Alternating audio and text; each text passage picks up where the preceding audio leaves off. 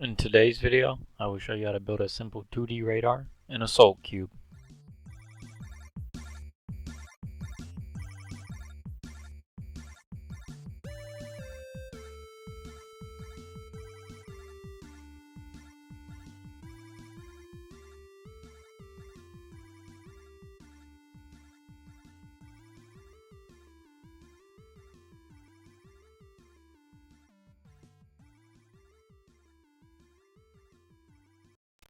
Okay, keep it simple.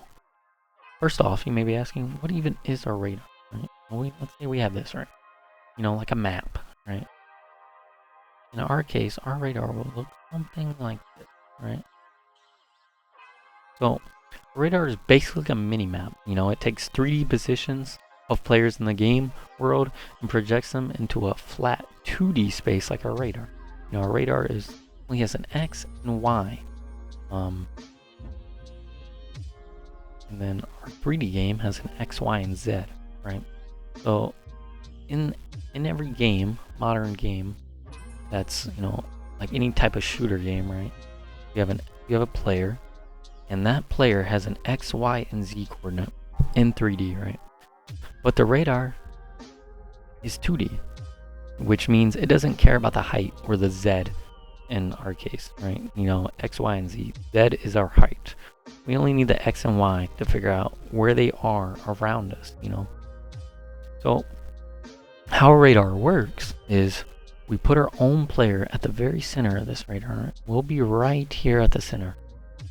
And then we just calculate the difference between our position and the enemy's position, okay? So imagine a vector, right? A vector takes in whatever, however big the vector is. In our case, it'll be a vector 3 or a 3D vector, which takes in 3 components. In our case, an X, Y, and Z, right? So, we have imagine this, we have position of us, and then, let's say an enemy is over here. All we do is calculate the difference between me or our local player right here and the enemy's local player, or the enemy in our case, right? And that just gives us a relative offset, basically how far left, how far right, forward, or back they are. Very simple. But also, you may be like, but our radar is just a little box, and the game is, depending on the map, right? Let's say Warzone, for example. That map is huge, right? Our radar is just so small, it only takes up so much of our screen. Well, right? So that's when we scale the offsets, right? We'll scale those offsets, to fit inside this radar box. So we take, the position of the map and, the positions, not the positions of the map, the positions of the players and everything. And we scale those down to fit inside our 2D radar, basically. Let's say let's say this enemy is 50 units away in the game. But it only might be just a few pixels away on the radar, for example. So let's say, we'll say this is 50 units over here, right? This is our player or our enemy, but we're here, right? We're right here. Well, this is over 50 units away, so it seems very far, but on radar, it's just a few pixels, So radar doesn't exactly show you the scale of how far the player is. But it does, just plot them on the map, and then as you get closer to that player, right, this box right here, I can select that. This box I'll just create a new box. This box gets closer and closer and closer, the closer our player gets to this enemy, making it very easy.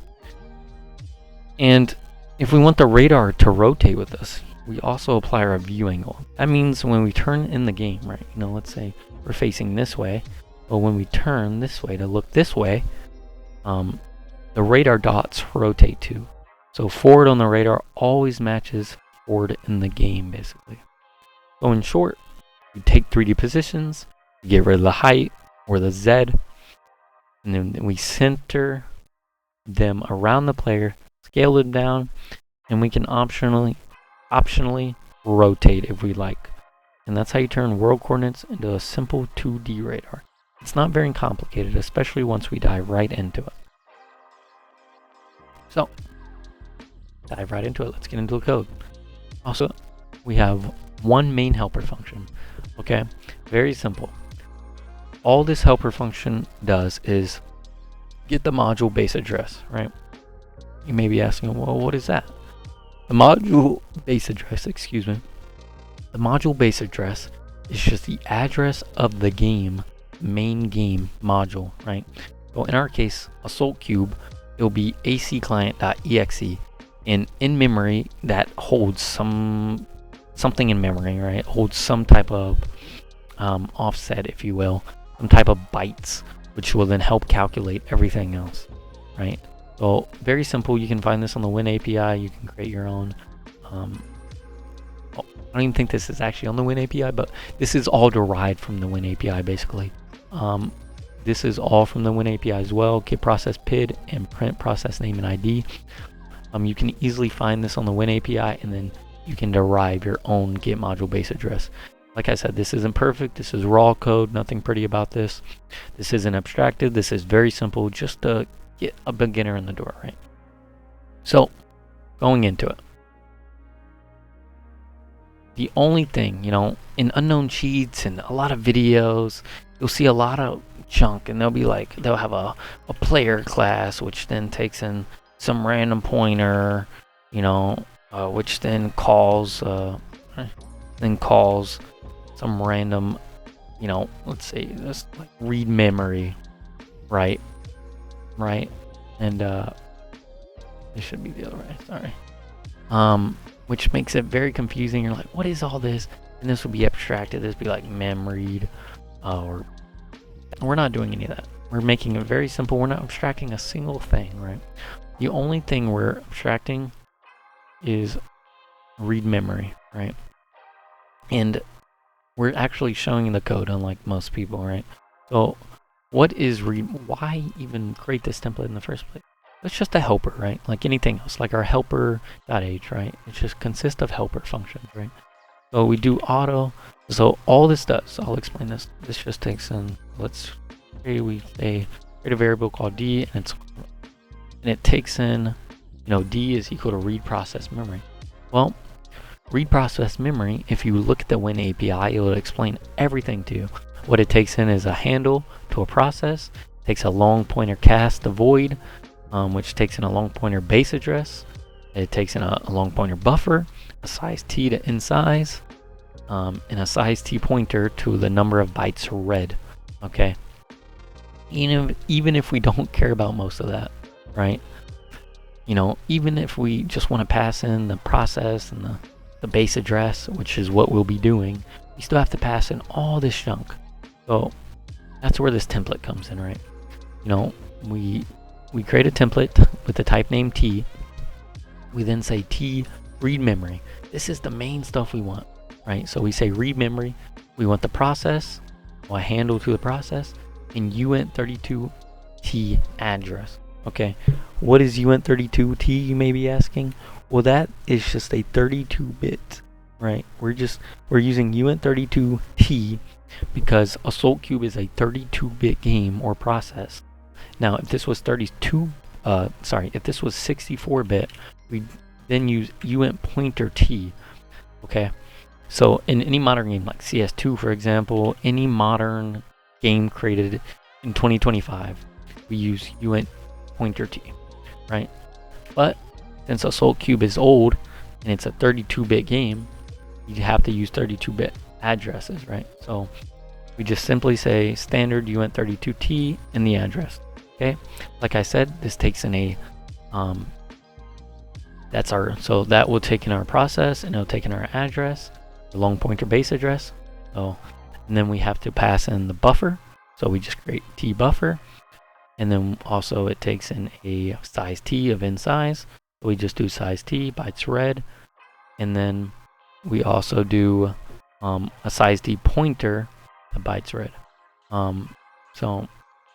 And that's all just then checked right here.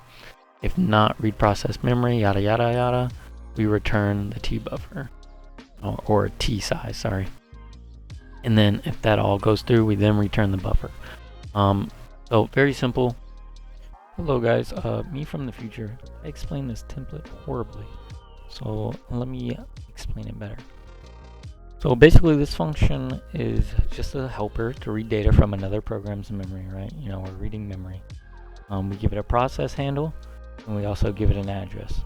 It then tries to copy whatever is at that address into a variable of type t, right? If this succeeds, aka well, we have this if not, it then returns the value back, right? If it fails, it just returns the t type, right? Empty value. So in short, it's just like asking Windows and saying, hey Windows, grab me the value stored at this memory spot, and if it works, we return it. If not, well, we give back nothing. Simple. I made it a lot more complicated than it needed to be. Thank you. This just allows us to pass in a process handle in a UN32 address type of address, right? This makes this read proc memory a lot easier to write and not pass in a million things and copy pasta, right? So getting into it, the first thing we're doing is we're drawing our radar background, and then we're also drawing our radar point. Okay. So the draw radar background, all this is doing, this is literally just drawing the radar, right? You know, it's very simple. It's in the name. It just takes in a float x, a float y. You know, our x and y coordinates. Like I said previously, we're in 2D space. And then it takes in a size. You know, how big of radar do you want, right? And these are all just constants to make these easier, right? So these are all just basically colors, lighter, and background color. And then we create a draw variable. This is because in I'm GUI we're getting the foreground draw list. So we're just passing in draw, so we can call in these functions that I'm GUI allows us to call. So then we just draw a rectangle field. A rectangle, we create the two lines, you know, like in a graph, like I showed you in Paint, you know, our two lines, X, Y, and then this creates a four different quadrants. Then we add circle field, and that'll be us, you know, like I said, in the center, we'll be in the center, and that's that circle. And then we then draw a radar point. Same thing, we just create two simple constants, and then which make this easier to pass into our draw, give foreground draw list to add a circle field, and this will be the actual radar points, you know, like the enemy positions on the radar. And then the main part, right? This is just get entities health. Like I said, this is we'll run through this very quickly just because it makes it a lot easier before you dive into radar to actually, you know, print the entities out on console, you know, read their memory, make sure the client base and everything's right, get their position, and then once you have their actual X, Y, and Z, or in our case all we need is their X and Y, then we can, you know, print that just to make it easier, right? So here, you know, in all of these you'll have, like I said, in each function you'll have something like this. You'll have a handle, just makes it easy, because all this code isn't abstracted and cleaned up. It's very dirty code, yada yada yada. So we just create a handle to our process. We open the process. We say the open process takes in a D word, desired access. It takes in a bool to inherit the handle, and it takes the D word to process ID, or aka the PID, which can be found in Task Manager or using a helper function like earlier. Get process PID.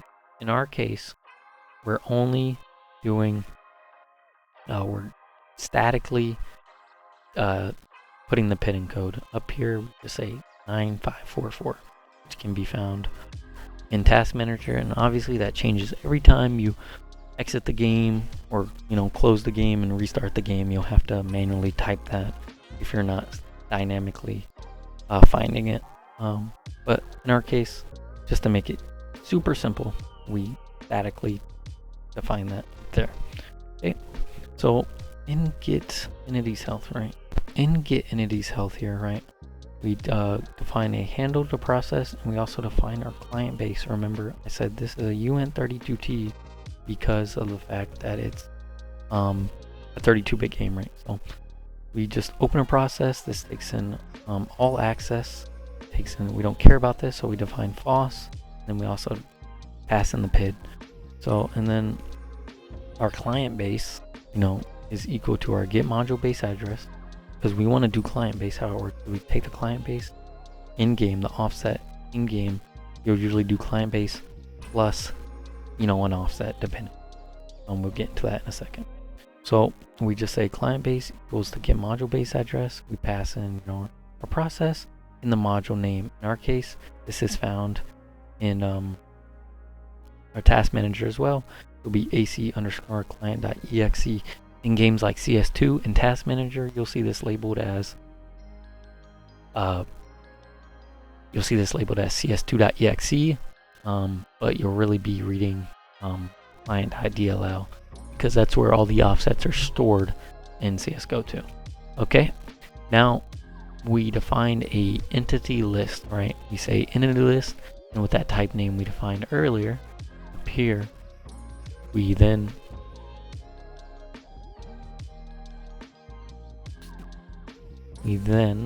read memory of this entity list of client base plus the offset. So this offset is found in game. Most games already have their offsets published, like CSGO, AssaultCube. You can usually find these on GitHub. This 0x18AC04, this is the offset of the entity list. So all we do is the client base plus this offset, and now get us a pointer basically to entity list. Okay, we then loop through entity list. In our case we do 32. I is less than 32, so we loop all the way to 32, up to 32, because the max players in a game of AssaultCube is 32. Okay, so we loop through all that, and we say we then say define our player. Our player is like our local player, right? So we say we do player equals, we read the memory of a uint32t again. We take in the process, the same process up here, just this, and then we do entity list plus I being looping, so it'll loop through each player times 0x4, or 4 bytes. Okay, this is very important because in AssaultCube, the entity list is defined as every 4 bytes. So you'll be 0. It starts off at 0 in AssaultCube. So then 0x4 is the enemy, the first enemy, then 0x8, and then 0x12, and so on all the way till you get to the max player list, right? We just do a simple check of if not player, continue, and then we check the health. We just read health memory. This is the health offset. And then we also do position. This is the position offset. Okay. So again, you'll find all these on GitHub. This is the health offset, and this is I think this is the X position offset. Doesn't really matter. Either way, this is the offset for the position. Okay. So very simple. We loop through the entity list. We then say, for each I in the entity list, times that by 4 bytes, and so it'll loop all the way going down each 4 bytes each time to the max players, and then we just, in our example, we print that to the console. Getting into our radar, doing the same thing here. We just define a client base and a process, right? So, and this also takes in an I'm draw list pointer to draw. This is just so we can add some text. Not even need it. If I got rid of this, right, we wouldn't need this. This would be useless. Right? So we take in an H process and an open process. We take in a handle to process and a uint32 to client base. Same thing we do above. I will actually add these back. This is just so I can see my local player coords, my X and Z, when moving in the world. So we define some constants, right? So we have const x pointer, float, and like I said, how the radar works is we're taking a radar position, X, a Y, and a size. The size is how big the radar is, and then we have a position X and Y. So when drawing these, draw a radar background. We're calling this up here. Like I said, just a float X, Y, and size. Passing these, you could do 15, 40, 600, but we don't like magic numbers, right? So then we also check our local player. We define a UN32 local player equals 0, and then we read proc memory. Okay. Here I'm actually doing the full thing, read process memory, which takes in a client base plus our local player offset. We reference our local player, and we do the size of the UN32T because that's what the player size of is. And then we also do a null pointer for the number of bytes read because we don't care about that, as mentioned earlier. Okay. Easily, like I said, this code is very raw. You do the same thing, read memory, but I'm glad this is here so you can easily see the actual. If you didn't have that type, you would do it just like this for each one. So then we do the same thing. We read our local X and our Z. Now in AssaultCube, our X and Z are the main positions. It's not our X and Y. Our X and Z are the positions that are moving in the game. So this is left, right, and this is forward, back. So our local X, we just read that local player plus this offset, which is our X offset, and then our Z offset. Okay. We just read those memories. We then define our radar center as a vec2. Just take our radar position X plus our radar size and divide that by 2. Same thing with the radar position Y. The draw text again is just so there's text so I can see my coordinates on screen as I'm moving for like debugging purposes. Okay, now let's get into the actual code. Code basically stays the same as up here. We define our entity list and we loop through it, right? So here we define our entity list, same thing, read the memory. We loop through this, then we check if not player, continue, right? But here, same thing, just doing plus I times the 4 byte offset. Very simple. We then check, we check if int health equals read memory, we read the memory of health, and if it's less than or equal to 0, we continue. We're just checking if the player's dead or not, right? And then we say our const float enemy X and our enemy Z, okay? So we're just reading the enemy X position and the enemy Z position, okay? We're just reading the memory. These offsets are the same.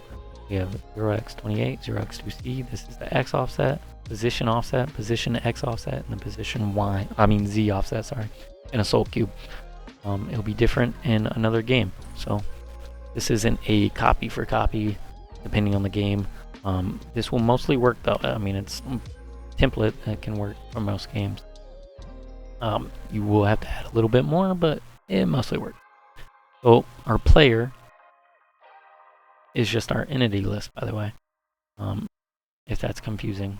Bad name for it, but just our entity list. So we check the entity list plus our X offset, and then we entity list the player of entity list plus the X offset and the entity list player and the Z offset, and we just set those to enemy X and Z. We then check our find these DX and DZ because we do enemy X minus our local X. That's when the math comes in, as remember I said we're centering on the player, right? We're taking our position and the calculating the difference between our position and the enemy's position. That's all we're doing here. We're taking the enemy's position minus our local position of our X and Z. We then define a radar scale and we scale that down. Remember I talked about scaling down the world game. The game world is huge, but the radar is so small. That's all we're doing here. You can change this, bigger the map, yada yada yada. higher this can be or the lower it can be, right? So that's all we're doing. We're just scaling that down. Then we map this into a vec2. We take our, our radar position, turn that into a position. We take our radar center, x and y, and we plus x, and then we also minus our y, we minus our z. Y, imagine this same thing as z, right? I know it's a little confusing, but that's how it is in game, so I'm keeping it like that. We then just do a radar color. Don't have to use this one, but this is just how I'm doing it to give a green color. And then we draw our radar point from earlier from this function. Like I said, this is just mapping a point onto the radar. We've taken our radar position x, we've taken our y, taken a size, and the color. And when all that works, we run this. And as seen in the intro, click enter, and then bam.